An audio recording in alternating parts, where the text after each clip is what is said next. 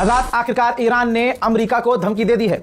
Iranian government official ने tweet करके कहा है कि लेबनान में इजराइल जो कर रहा है उसका जिम्मेदार हम सीधा अमेरिका को मानेंगे और हम इसकी सजा देंगे और भुगतना पड़ेगा। यानी अमेरिका को, देखिए बातचीत मैंने पहले कहा था ना, बहुत बहुत बहुत सेंसिटिव है। अमेरिका और ईरान की जो बातचीत चल रही है उसमें कभी भी कुछ भी हो सकता है। एक हफ्ते पहले तो मैंने ये तक कहा था कि मुझे इनके एग्रीमेंट पर भी भरोसा नहीं है क्योंकि इजराइल बीच में है।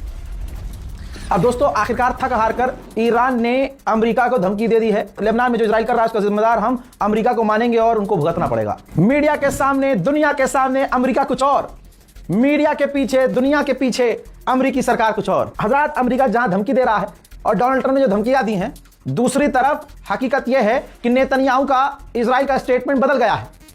अल्लाह अकबर। जो अभी तक कह रहा था कि हम लेबनान से नहीं निकलेंगे, अब इजराइल का बयान यह आया है कि जब तक बातचीत कंप्लीट नहीं हो जाती इजराइल की फौज लेबनान से पीछे नहीं हटेगी। अब इसके अंदर की खबर यह है कि डोनाल्ड ट्रंप प्रशासन, अमेरिका की सरकार इजराइल पर प्रेशर बना रही है और वो प्रेशर नजर आ रहा है। प्रेशर यह बना रही है कि लेबनान के कुछ इलाकों से पीछे हट जाओ ताकि हमारी डील ईरान से कंप्लीट हो जाए। तो ईरान का दबदबा नजर आ रहा है। दोस्तों, सन 2000 का वो साल था जब इजराइल ने पूरी तरह से लेबनान पर कब्जा किया हुआ था और ईरान के लड़ाकों और हिजबुल्लाह ने इजराइल को इतना पीटा था कि फिर हालात इतने खराब हुए थे कि इजराइल को लेबनान को छोड़ना पड़ा था। अब ईरानियन ऑफिशियल ने कहा है, ईरानियन गवर्नमेंट ऑफिशियल IRGC के टॉप लीडर इस्माइल कानी ने कहा है कि अगर इजराइल लेबनान से बाहर नहीं निकला तो सन 2000 दोबारा रिपीट किया जाएगा। इजराइल का कट्टरवादी नेता बेंजीवीर, जिसने कहा है कि ईरान से बातचीत करने का कोई फायदा नहीं है, हमें उनके सर पर बम गिराना चाहिए और ठीक ऐसा ही हमें हिजबुल्लाह के साथ भी करना चाहिए। यही वो नेता है जो उन नेताओं में आ रहा है जिसकी वजह से डोनाल्ड ट्रंप इजराइल से अब चिढ़ रहे हैं। दोस्तों, बेंजीवीर ने कहा है कि अगर अमेरिकी सरकार हमसे कहती है कि लेबनान से बाहर निकल जाओ तो हमें मना कर देना चाहिए और लेबनान को हमें पूरा प्लेग्राउंड बनाना चाहिए, यानी पूरे लेबनान पर कब्जा करना चाहिए। दूसरी तरफ IDF के चीफ ने कहा कि हमारा कोई प्लान लेबनान के लिए चेंज नहीं हुआ है, लेबनान की जमीन पर वो कब्जा जारी रखेंगे। अमेरिका प्रेशर नेतन्याहू पर बना रहा है कि पीछे हटो। अब नेतन्याहू की तरफ से इस तरह की बात भी हल्की हल्की बोली जा रही है कि जब तक डील नहीं हो जाती, बातचीत नहीं हो जाती, हम पीछे नहीं हटेंगे। लेकिन IDF का जो चीफ है वो कुछ और कह रहा है। तो बातों में फर्क है, कुछ नहीं कहा जा सकता कि आगे क्या होना है। दोस्तों, कितने दुख की बात है कि हिंदुस्तान पाकिस्तान के अंदर हम आपस में शिया सुन्नी कर रहे हैं और नफरतों को बढ़ावा दे रहे हैं। और सारे नफरत नहीं कर रहे हैं, कुछ कुछ जंगली सुअर हैं जो इजरायली टोपी लगेगी, दाढ़ी भी रहेगी, लेकिन यहूदी इजरायली मानसिकता वाले हैं, है ना। अब आपके सामने एक तस्वीर है, लेबनान में मोस्टली सुन्नी लोग हैं, अहले सुन्नत हैं, हम में से ही हैं।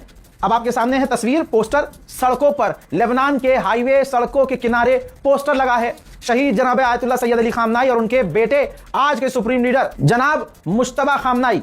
तस्वीर देखिए और लिखा है उनकी तस्वीर के नीचे, शुक्रिया ईरान वफा के लिए, यानी शुक्रिया ईरान जो आपने लेबनान के लोगों से वफादारी की और हमें अकेला यको तन्हा नहीं छोड़ा। हिजबुल्लाह के चीफ ने कहा कि दुश्मन ने, इजराइल ने ऐसी डील करने की कोशिश की जिसके मुताबिक जब उसका मन करे वो हम पर हमला कर सके और हम हमला ना करें। हमने इस डील को एक्सेप्ट नहीं किया और लेबनान की सरकार को ईरान की गवर्नमेंट से सीखना चाहिए कि उन्होंने हमारे मुल्क के सपोर्ट में स्ट्रेट ऑफ हॉर्मुज को दोबारा बंद कर दिया और झुकने से इनकार कर दिया, हमारा साथ छोड़ने से इनकार कर दिया। अब गुलाबी सुअर ने खुले मंच से इजराइल से नाराजगी जताना शुरू कर दिया है। डोनाल्ड ट्रंप ने कहा है कि मैं बहुत नाराज हूं, डिसअपॉइंट हूं इजराइल से कि वो हिजबुल्लाह को खत्म ना कर सके, वो बिना पूरी बिल्डिंग को तबाह किए कुछ नहीं कर सकते। ये भी एक बड़ी बात है कि बिना मासूमों को मारे, उनकी जान लिए ये कुछ कर ही नहीं सकते। और मैं काफी करीब हूं सीरिया के कि अब मैं ऑर्डर दे दूं कि ये काम, जो काम हिजबुल्लाह को खत्म करने का इजराइल ना कर सका, वो काम जोलानी करे। अमेरिका और इजराइल कहते रहे कि ईरान को तोड़ दिया, ईरान को 50 साल पीछे कर दिया, ईरान की मिसाइल तबाह कर दी, ईरान के लॉन्चर तबाह कर दिए, ईरान के ड्रोन सिटी तबाह कर दी, मिसाइल सिटी का तबाह कर दी हमने। अरे लाला थम जा। ये देखिए, ईरान ने इस दौरान अभी जंग से पूरी तरह से निकले भी नहीं कि ईरान ने नया पावर प्लांट बनाकर तैयार कर दिया और उसको चालू कर दिया। खुदा की कसम, ये ईरान का कमाल नहीं है, ये कोई गैबी ताकत है जो ईरान को कमाल के उरूज पर लेके जा रही है।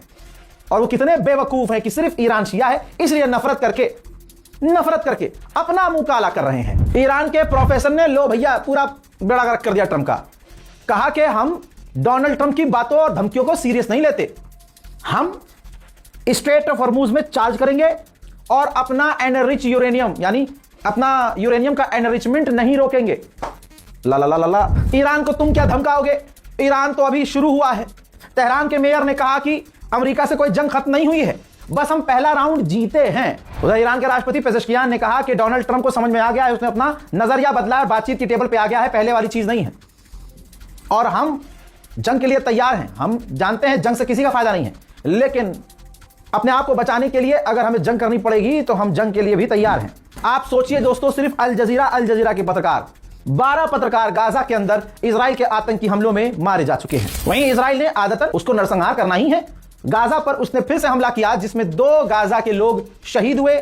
जो डिस्ट्रक्शन हुआ वो तो हुआ ही है।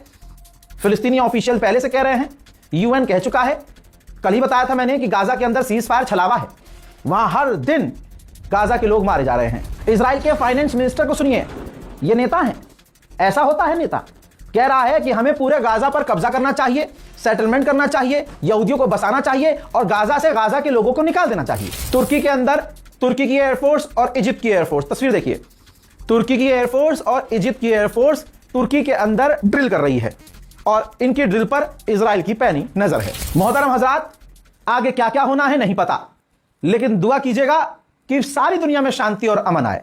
ईरान की जीत हो चुकी है और ये जो अमेरिका टेबल पे आया है ये भी ईरान की ही जीत है और ये बात सारी दुनिया को मालूम है।